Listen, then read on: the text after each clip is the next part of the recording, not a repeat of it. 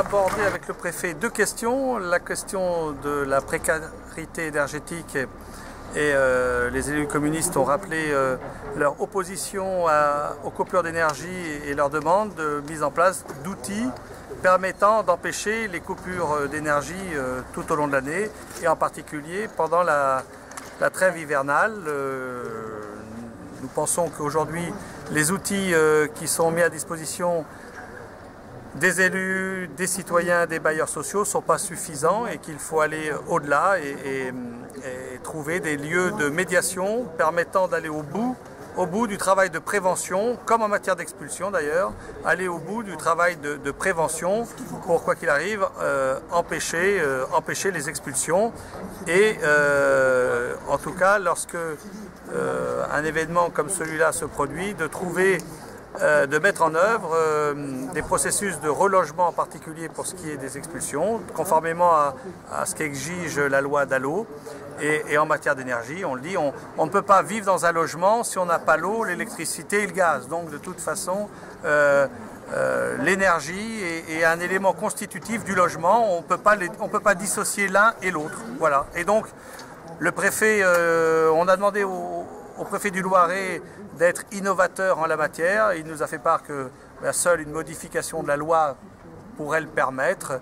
Et donc, on a affirmé qu'avec les députés du Front de gauche et les sénateurs du Front de gauche, on va continuer ce combat pour que, au XXIe siècle, non seulement on interdise, on reconnaisse véritablement un droit complet au logement, un droit à vivre dignement dans son logement et donc qu'on puisse bénéficier de l'ensemble des commodités liées à ce logement en matière d'eau, d'électricité. Réforme territoriale, c'est-à-dire l'acte 3 de la décentralisation qui va toucher les communes, les départements et les régions.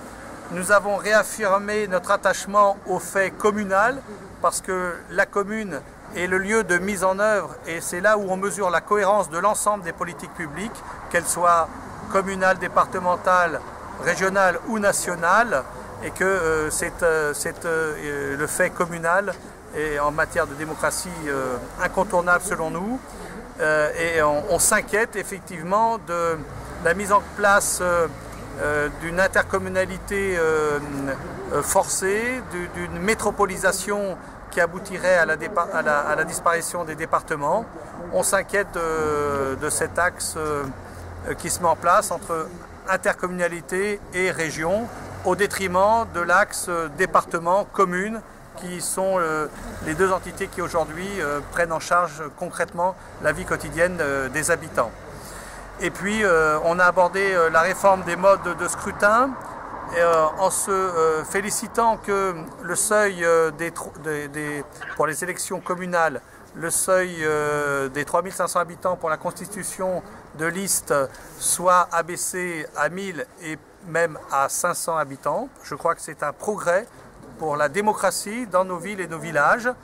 C'est-à-dire que dans toutes les villes et les villages de 1000 ou de 500 à 3500 habitants, une opposition sera élue et pourra travailler et agir. Et ensuite, sur le mode d'élection des conseillers départementaux, puisque les conseillers, la loi a abrogé la notion de conseillers territoriaux, nous avons fait part aussi de nos inquiétudes parce qu'au nom de la parité, on risque de réduire le pluralisme et d'accentuer le bipartisme au niveau de la représentation de la population au sein des départements.